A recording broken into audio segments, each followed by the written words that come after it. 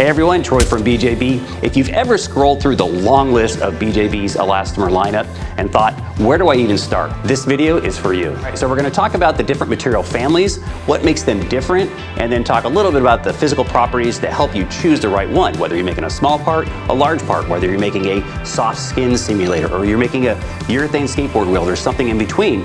It's good to know how to distinguish between each system. Before we dive in, I want to mention we're going to be using our BJB Material Poster to guide us through the different family of materials. And this thing is very, very useful. And by the way, you can buy this on the website. You want this hanging on your wall. I guarantee it. It's going to help you. Trust me.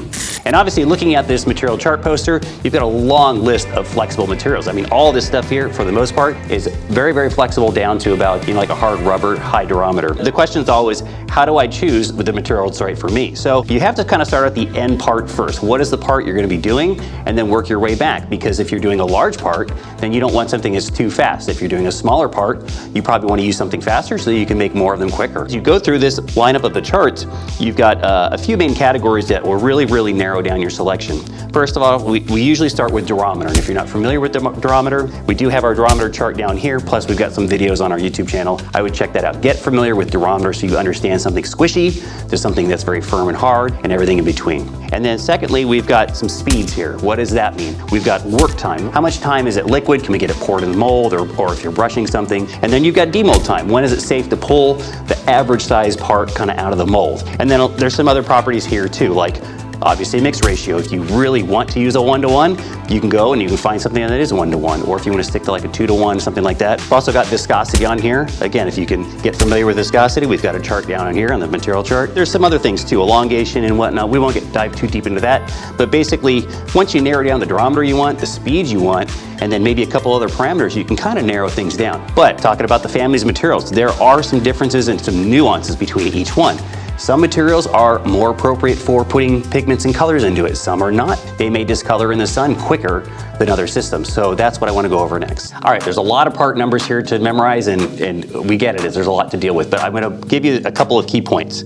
Typically, when you see an F in the elastomer series, F is typically going to mean fast working time. So we've got the FP series, we've got the F series. And then you get down to things like the M series. So M is like a medium work time, usually 10 to 15 minutes, somewhere in that range. And then the L series is a long working time, so usually 20 minutes plus. But anything in the F series is going to be less than 10 minutes. So that's usually pretty quick. Some of them are down to like 3-4 minutes. And then as you go down, you've got, very similar durometers in the F series and the M series. So depending on the size of the part, the size of the batch you need to do, that's going to help you there a lot. And then when you get down to the L series, now you're talking large molds or very complex parts where you need a lot of time to work for. Now, the F series and the FP series, they're very similar, but there's some differences there. The FPs are really good all around systems, but if you really need to knock out parts quick, like an hour or less, get those out of the mold, the FP series is a great system for that. The F series is faster than the M versus the L. These materials are super high performance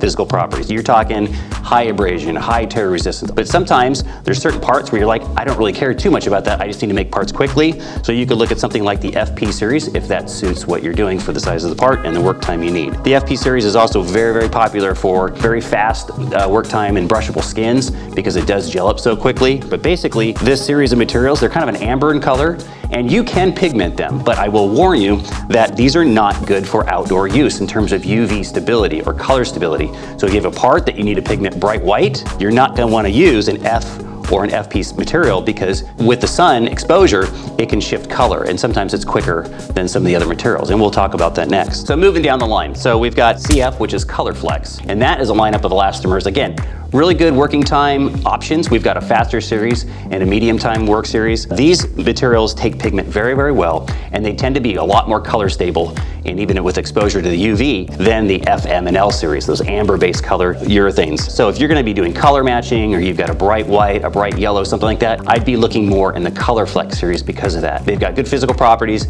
and just all around very easy to work with. Moving on down, we've even got the Water Clear series. Now the Water Clears are very interesting materials because they are virtually optically clear in terms of comparison to the rest of these. So if you're going to be doing clear parts, or you're going to need a tinted part, then that's a really good series to look at. But they tend to take a little longer to cure. If production and speed is a thing, then you might want to consider color flex if something's going to be a solid color. So the water clear elastomers, they're very UV and color stability, so you could use them outside. They've been used in a lot of theme park applications, a lot of just outdoor sports equipment and whatnot. But again, their physical properties, tear strength, things like that, they're not quite as bouncy and resilient as some of the series further up. So again, considering the different types of materials and what that end part is going to be doing, what are the dynamic forces, what are the applications going to be doing with that part, and that's how you consider the choice of material you're going to use. If you're just going to make a rubber vibration mount that's going to be black or a dark gray or green or something like that, you can get away with a lot of these things because color really isn't so much of an issue. It's on the interior of something, it's not going to see a bunch of sun exposure, but you need